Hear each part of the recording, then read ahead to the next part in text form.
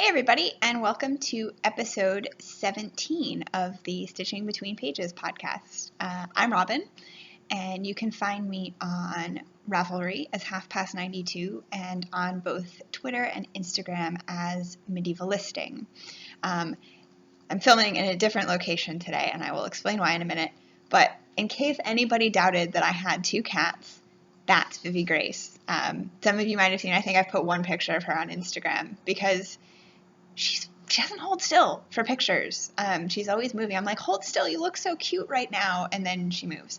So there's Vivi Grace, and here is Holly Noise. So I call her Holly Noise because everybody has heard her talking, and she just is a talker. So it's Holly Noise and Vivi Grace.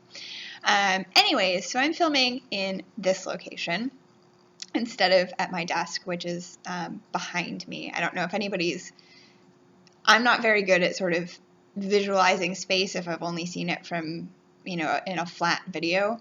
But I usually sit kind of over, that tall lamp is right next to my desk where I sit. And that doorway there, that's to the kitchen, which is usually behind me in the other episodes that I filmed in my new apartment, which is not really new. I've been here for 2 months now. So anyways, the reason that I'm filming here is because when I post this, it will be Sunday, November 15th. But today is Friday, November 13th, and I'm trying something a little bit new. I've decided that I always film on Sundays, or I've been filming on Sundays, which has not been the greatest for me because I feel pressure to film my podcast and I feel pressure to be working. And so I decided to film on a Friday afternoon because I don't usually get a whole lot of work done. I have a class on Friday, and then after that, it's kind of, I don't get a whole lot of work done usually, so it's kind of an emptier space that I think is perfect. I realized this yesterday, is perfect to film my podcast. So I'm drinking. I will be drinking in a minute. It's still a little bit hot, but I just rescued the package back from Holly. I'm drinking some Tazo vanilla caramel chai. The weather has definitely turned a corner. I think with the wind chill today, it's in sort of the mid-30s, and I think by next week we're looking at temperatures in the 30s. That's Fahrenheit, so temperatures around single-digit centigrade temperatures. I think it's 45-ish today, but the wind chill is in the 30s. So I was wearing hand knits earlier. I wore a hand knit hat. I forget what the pattern is called. It might just be called, I'll post a link to it. It's my favorite hat. I wear it all the time. And it's not one that I've shown on the podcast because I knit it. It was one of the first things that I knit in college when I sort of realized that I could knit things that weren't rectangular. And I should probably knit myself a new one because it's starting to look like it's seen better days. And then I was also wearing my end paper mitts, and that's a pretty well-known color work pattern. I think that was the first stranded color work that I'd ever done. But I'll post a link to the hat pattern is based on a mitten pattern by Jared Flood, one of his like pre-Brooklyn tweed patterns. The Duchess mittens maybe, and then I think the hat is the Duchess hat. I think. But they have sort of a beautiful, intricate cable pattern and then some little bobbles. And the bobbles that are on my hat are not very good. Some of them are on the wrong side of the fabric because I was still learning what I was doing. But I love it. It's the perfect hat to keep my ears warm.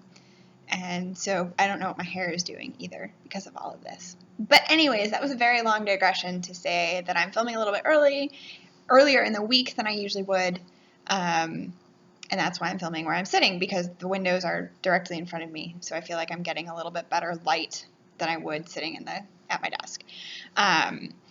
So while I'm talking about when I'm filming podcasts and dates and things like this, for those of you in the US and probably outside the US too, you'll know, but for those of you in the US, Thanksgiving is 2 weeks away.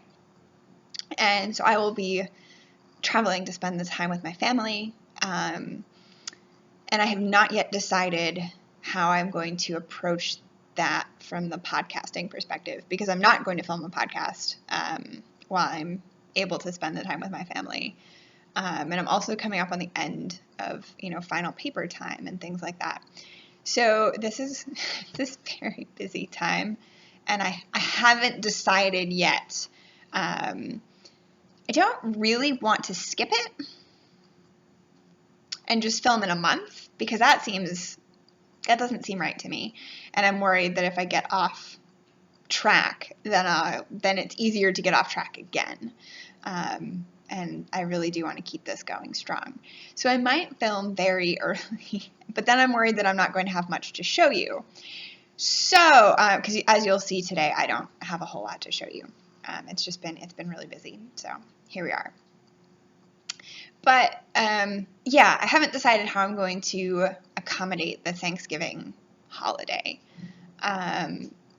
If anybody has any thoughts, or is strongly attached to having a podcast in 2 weeks, is strongly not attached to having a podcast in 2 weeks, let me know. If you'd stick around if the next podcast occurred in a month. Like I said, I don't want that to happen, both for me and for you guys. That doesn't seem fair. And also, I really enjoy doing this. So, I'd like to try to. We'll see. I'm not being very eloquent about this, I'm afraid. Anyways, let me show you what I have been knitting. And I will start with a new project that has taken over my attention. And so I've mentioned that I'm doing the Stephen West Mystery Knit Along this year, which is called The Doodler. The new clue number 2 came out. Clue number 1 came out last Thursday night or very early Friday morning. And clue 2 came out, I think I got the email at midnight last night. So I'm sure there is somebody out there who has already finished knitting clue 2. I did not cast on until Monday or Tuesday of this week.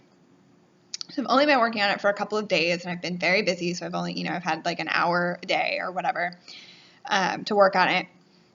And so I am still not finished with clue 1. So I'm already behind. I'm okay with that though. And so I will show you my yarn. And if you follow me on Instagram, you'll have seen a picture, although I've made some more progress since then. I'm really enjoying it. Really, really enjoying it. It's very different, I think, from anything that I've knit. But that's the fun of Stephen West patterns, I think, is that he's very ingenious in constructions, in coming up with different constructions for things. And I think that's part of what was so fun about the Color Craving shawl, which was the Mystery Knit Along in 2013, 2 years ago. That's the one that I did. I didn't do the Exploration Station, which was last year, but I did knit a Color Craving. I actually wore that yesterday. Still such a great shawl. I love it. But it's not a typical shawl construction. So let me show you the yarn, and then if anybody else is knitting it and doesn't want to be spoiled, I will let you know before I show it, and then I'll show it for a couple of minutes. So you can come back in a couple of minutes. But let me show you the yarn first. So this is my color A, which is, as recommended, a speckled color. And it is from the Wool Barn, Maya. She's on Etsy. And this is the second skein of her yarn that I've used. It's beautiful to knit with. And it's so soft. You can definitely tell that there's cashmere. I think it's 10%. I think it's an 80% merino, 10% nylon, 10% cashmere. It's her luxury sock base, and the colorway is called Butterflies. So it's this lovely pink with sort of bright yellow and bright orange and sort of darker pink speckles. It's really pretty. So that's my color A. Color B is this, which is Dream in Color Jilly in the Basalt colorway. I believe it's 100% superwash merino. It's a single ply. And it's a really, really lovely sort of variegated dark charcoal gray. Did I say the color is Basalt? I believe. So yeah, this is actually surprisingly not as soft as I would have expected. It's almost a little bit scratchy. It's really nice to knit with. I'm enjoying it too, but I don't think I'd want it as sort of the first. I mean, it'll be fine because it's only part of the shawl, but I wouldn't want it as the first. Which I don't know. Maybe it just seems less soft because I'm so used to. I always think of single plies as so soft, and this is just maybe just not as soft. So that's color B, and I think clue 2 is a lot of color B. And my color C, which is still in a state of not wound, because as I talked about the episode before last, I believe, I started winding this on my winder, and within a yard or 3 yards or whatever, I'd encountered tangles, and it was just a very sad situation. Oh, we're majorly blowing out the camera here. I'm really sorry. This is Manos del Uruguay Fino in the Ivory Letter Opener colorway. That's pretty good. I'll stop blowing out the camera. So I am knitting this on, I'm still not showing, I will attempt to do this without showing anything. Knitting this on, there we go. Haya Sharps, and these are US 4s, which is the suggested needle size. I did not do a gauge swatch. I know that I usually like the fabric that I get with fingering weight yarn on US 4s for shawls. And I have extra of all 3 of the colors, so I wasn't too worried about, if my gauge is a little off. But these are, so US 4 is a 3.5 millimeter, and this is, I believe, a 32-inch circular. I might have to get a 40-inch circular, depending on how it goes and how many stitches there end up being on as the shawl progresses. So I'm really intrigued to see where, how clue 2 attaches to clue 1. If anybody else is knitting it, I think you'll understand what I mean. Yeah, so let me show it to you now. If you are knitting it and don't want to be spoiled, like I said, I'm only slightly, I'm maybe halfway done with clue 1, maybe not quite halfway done with clue 1. It's a really long clue, and I think other people are saying this as well. I think somebody might even have worked out that this has to be the longest clue based on the percentage of yarn that is used in this first week. So if you're knitting it and don't want to see mine and are, very good at avoiding spoilers, don't look away. Come back in about 2 minutes and I'll be done. I promise not to talk for any longer than 2 minutes. So come back at 15 minutes. So here it is. Here's what I have so far. And I love it. Right? It looks like a butterfly wing. It's amazing. So the way it's knit with these wedges, and then there's the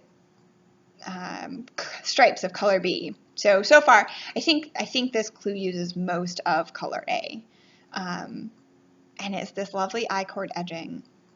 I love it. I love it so much. And I love the eyelets, which I think is a very Stephen West. Oh, so many ends to weave in that I have not yet woven in.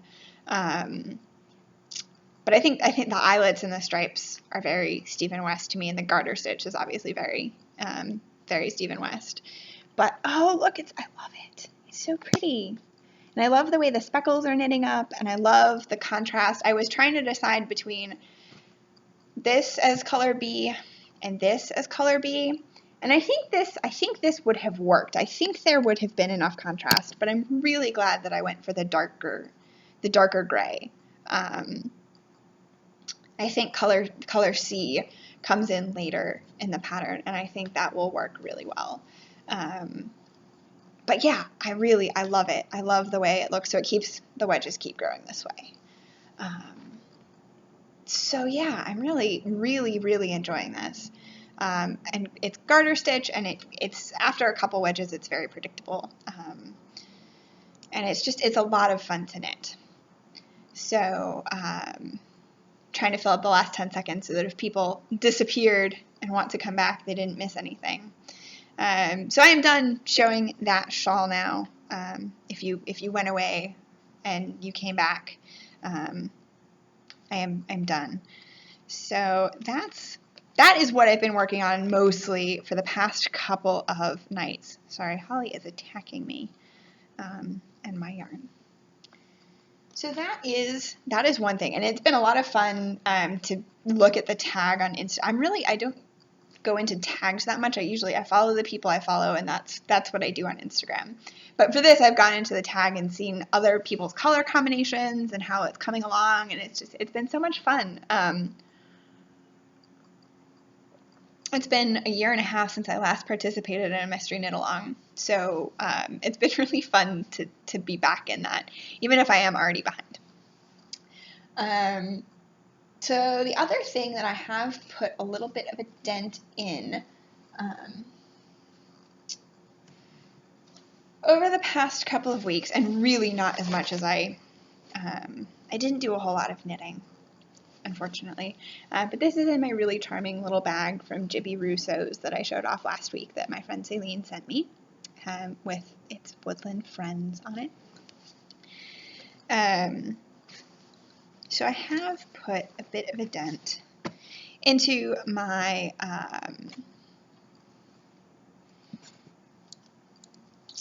Featherweight cardigan. That's not the first time today that my brain has just lost my train of thought entirely. And oh look, I'm in the middle of a row. Well done. Well done. A+, Robin. A+. So I'm not even sure how I'm going to show this to you because I am in the middle of a row. Okay. Let's see here. I am still working on the... Hang on. Get my shop in order here. Still working on the raglan increases. Have not separated the sleeves yet, obviously. It looks very tiny at the moment. Partially because it's all crumpled up over here because I am mid-row. But I'm really enjoying it. And it's definitely, it has grown since I showed it off last week. We are getting there. See if I can show you. Oh! So anyways, this is the Featherweight cardigan by Hannah Fettig. Probably almost everybody knows it. It's just a very simple stockinette stitch cardigan knit in lace or fingering weight yarn with I think you can do different things for sort of the collar and the bands. It's an open cardigan. It doesn't have buttons. This will be the second open cardigan in a row for me. But I think the original pattern, you just did the bands in stockinette. And I think since then people have done them in 1x1 rib, which is probably what I'm going to do. Or people have done, sort of a cable-y thing. I've seen some different fun options, so it's definitely a very customizable, and I can see why people knit multiple versions, because there's just so much you can do with sort of that blank canvas. Speaking of, there's another pattern I want to knit. Isolde Teague has I think it's a sport weight top-down stockinette stitch pullover that is called Blank Canvas, and it's sort of her very basic go-to sweater, and I'd like to knit that. She also just came out with, don't know if you follow Isolde on Instagram, and I am in no way affiliated. I just saw this on my commute back from class. But she just released a gorgeous pattern for a Fair Isle vest or waistcoat. It's stunning. So that immediately went into my favorites. To be knit at some future date. I really love, I don't know if anybody else watches, sort of Foyle's War or any of those other World War II era dramas. I haven't seen Call the Midwife, but I bet that has some fabulous. I really love sort of the 40s Fair Isle look. And I'd really like to knit some sort of very traditional Fair Isle, either a cardigan or a pullover or a vest, or something.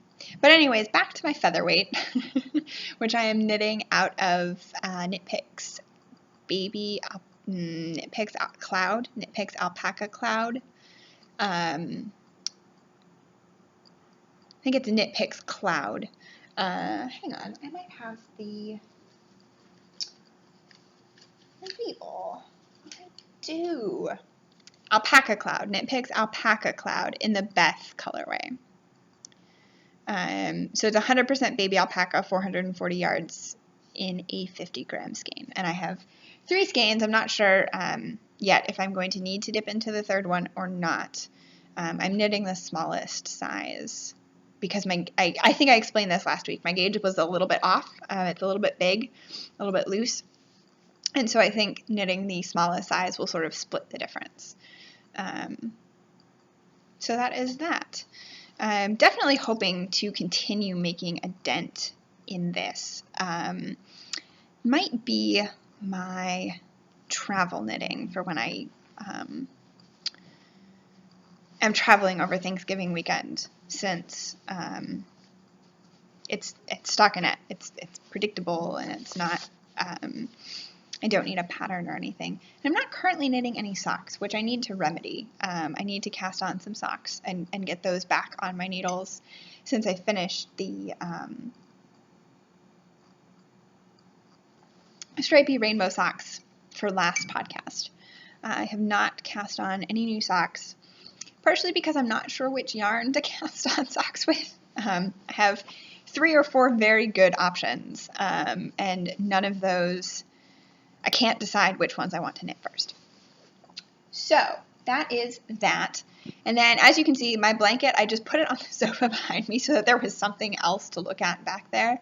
I have not added any squares to the blanket, although I have crocheted up several more. Well, I say several, and I actually have a pretty good stack. This was last week. This was all I wanted to do, was crochet blanket squares. So I have quite a nice little stack. I think I showed some of these last week. Let's see here, maybe this one from my rainbow socks I know I showed off, or last podcast, and I think I showed off this one too. This is one that Olivia sent me when we swapped. And I finished crocheting up the minis from Olivia and have started crocheting up the minis that I showed last episode that Selena and I swapped. So here are the rest from Olivia. I love this one. It's really pretty. It's sort of these muted purples and grays and blues. It's really pretty. This one has some fun speckles and is blowing out the camera. Let's see here. There we go. You can see the speckles of pink and brown. This one is fun too. It kind of reminds me of like a shell or a beach sunset. Corals and pinks. I have a cat sitting on my lap now. This one, which is a little bit more pink, I think, than it's showing up. It kind of looks like it's gray, but it's really kind of a pinky gray. You know, grello is gray and yellow. Is there a word for gray and pink? And then this one, which is very colorful. Tropical parrots or something. So those are those. And then I started on the ones from Celine. And I did not bring, she told me, she gave me little labels to tell me what all of these are, and I did not bring those over with me. I think this one is some drops yarn. I don't remember which. It's a single ply. This one I think was a German hand-painted sock yarn. And it's really fun. I love the purple. Camera is not doing justice. This looks blue. It's actually purple in real life. Like, think of the color of a purple highlighter, which I know those are not common, but think of that color. That's what color this shade really is. This one, which is alpaca, and it is so lovely. And again, this is a more of a warm purple than it's showing up on screen. It looks really blue, and it's not that blue in real life. It's a beautiful purple. And then this one. So that's that. Didn't add any more to my blanket, but I did crochet up a bunch more. So I tend to crochet up a bunch of squares and then add a bunch of squares to my blanket. I don't add them one at a time.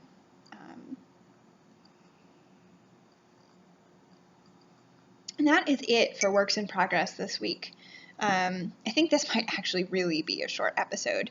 I have not touched my Hermanus hat at all. I've not touched the little coaster that I was working on at all. I need to cast on some socks. Mostly the past couple of nights I've been working on my Mystery Knit Along shawl, which I'm really, really excited about. So that is good. But I do have to talk about this week. I brought another book. So when I moved into this apartment, I got a lot of my the books that I had at my parents' house. I don't have all of them because that would be a lot of books, but I got some of them. And so I do have now, which I didn't when I was in DC, sort of access to some of my very favorite books. And so I think it's really fun to talk about books that I've read, not necessarily recently, but that I've really, really enjoyed. And so this one, I agonized a little bit over which book to talk about today. Because there's a lot. It's mostly my favorite books that I have, so it's really, it's hard to choose. I can't say that I have a favorite book because, I have a favorite fantasy book and a favorite historical fiction book and a favorite book to read, that I've read 60 times because I read it when I feel down, or I have a couple of books that I read on a regular basis. I reread on a regular basis, or favorite books that I've only read once and I know I'm only ever going to read them once, but they will stick with me. This is not one of the books that I've only read once. The Ocean at the End of the Lane by Neil Gaiman, I have read twice, and I read it twice within the year that it came out. So I read it, and maybe 6 months later I reread it because it's not a very long book. It's about 170 or 180 pages, I think. So it's 181 pages, including the acknowledgments, 178 pages if you don't include the acknowledgments.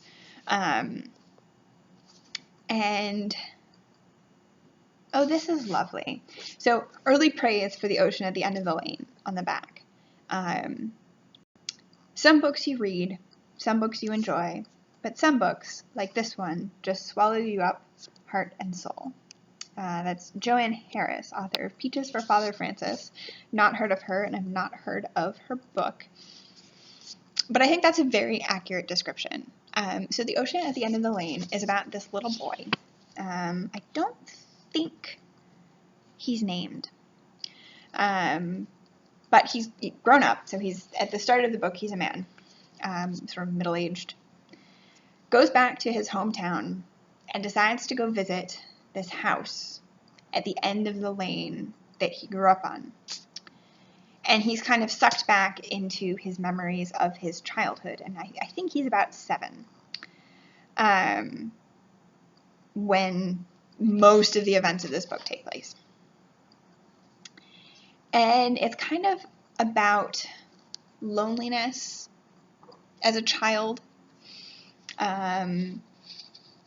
The main character is very bookish, doesn't have a lot of friends, but he has a very active imagination.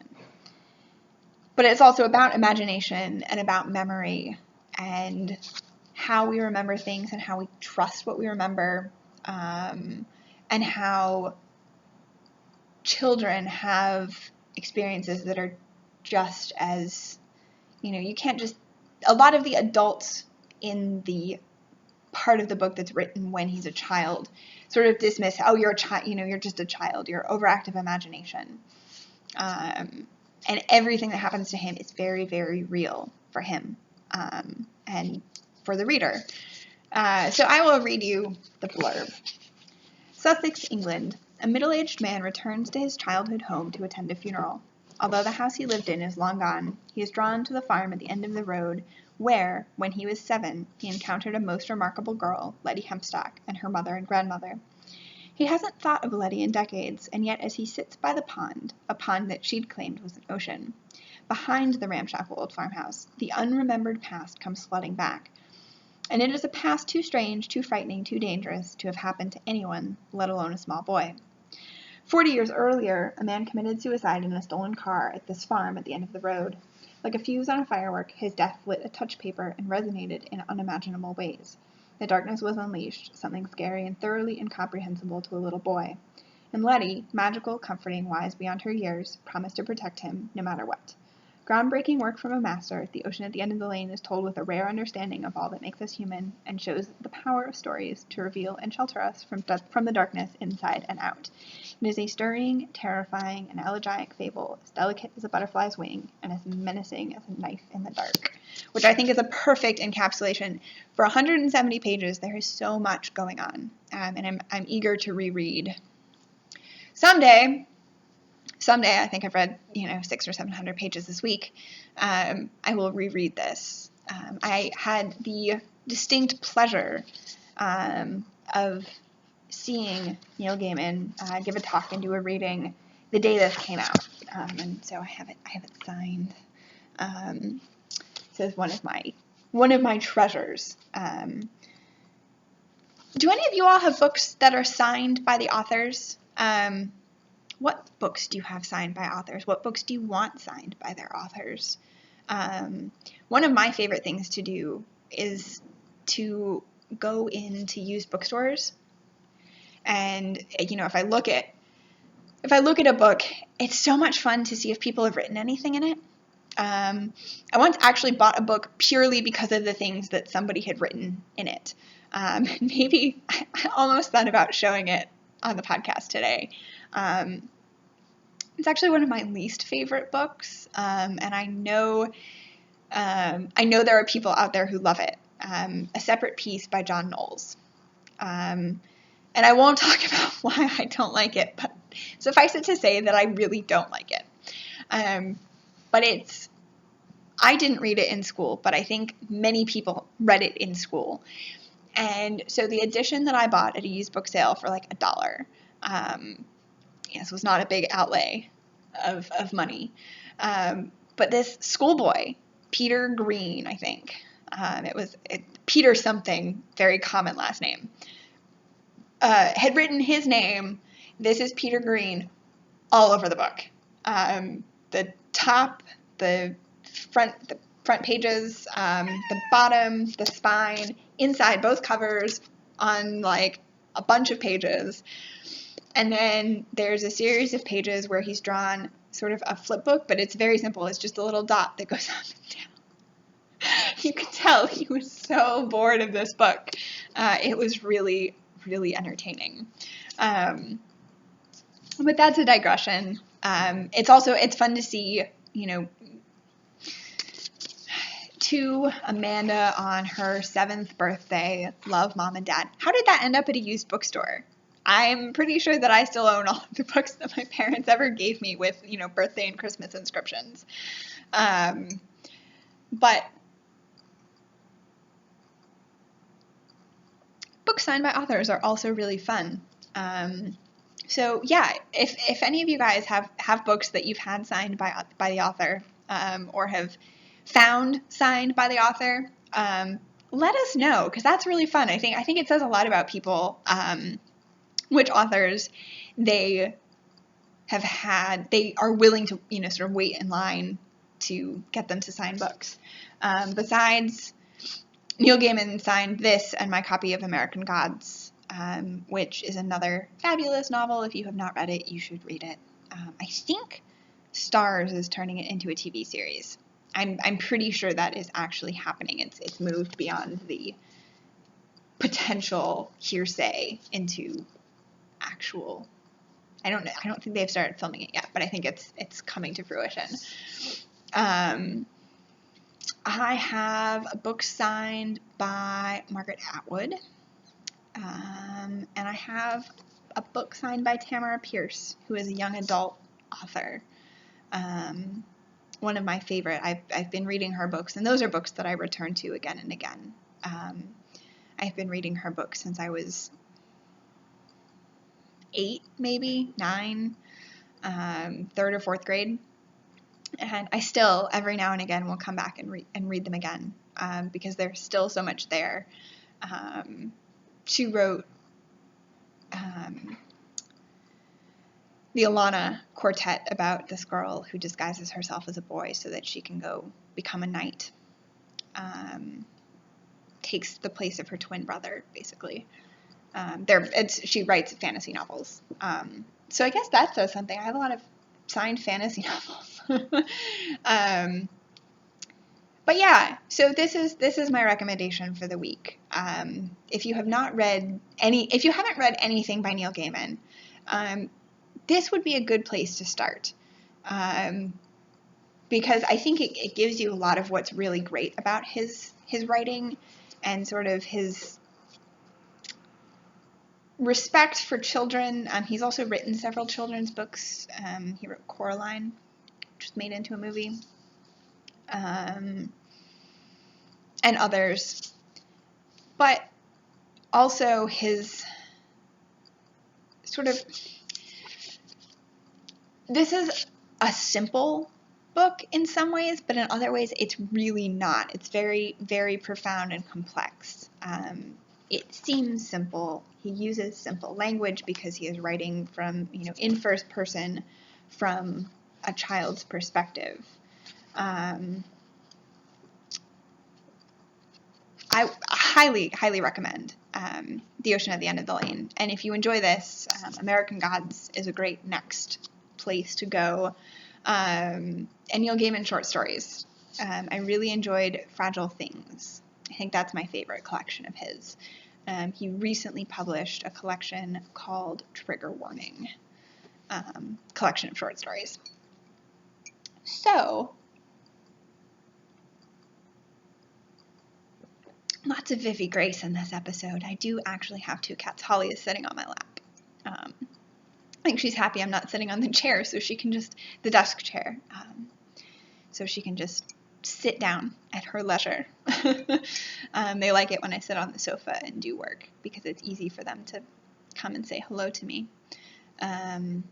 They both only have 3 legs. I don't know if I forget if I said that on the podcast, but they were born that way. They get around fine. They just can't always jump up on high things. They can't jump up onto my desk. They can if the chair's there. They can jump up onto the chair and then onto the desk.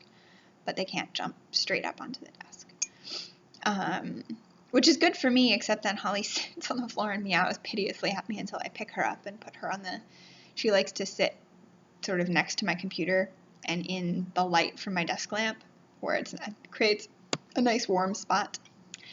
So anyways, I think that might be it. I'm sorry this was a really, really short episode. If you are a new viewer, this was a really short episode, but I hope you enjoyed it anyways, and I thank you for coming to check it out. And if you are a returning viewer, thanks for coming back. Come on over to the group and introduce yourself and chatter away in all of the various threads. It'd be great to have you, and we're slowly becoming more active, and it makes me really happy. I'm really enjoying getting to know you guys that way. This errant curl is just sort of doing its own thing today. I think I was wearing a hat earlier, and I think that's why my hair is just doing its own thing.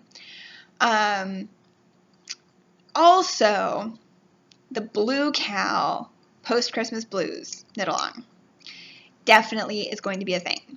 Thank you everybody who got in touch and said that you were going to do it, who said that you were interested in doing it even though blue was not your favorite color. A couple people have shown off their yarn. You are ahead of me. If you already have your yarn picked out and your project, you are miles ahead of me. So what I think I'm going to do, I have some exciting news about prizes, but I'm going to save that for my first episode, which I film in December. So likely that will be the episode after next. I think I'm going to try to do, even if it's just a very brief something for the weekend of Thanksgiving. I will probably film it in advance and upload it on the regular Sunday. But if not, I will upload something shortly after. So it might be slightly more than 2 weeks, but not much more. And I will try to keep you guys posted via the Ravelry group of what I decide to do, how it's going to go, especially if there won't be an episode as usual on the Sunday. So anyways, I think probably the episode after next will be the episode when I will talk about prizes, which will give me a bit more time to get all of that stuff in order.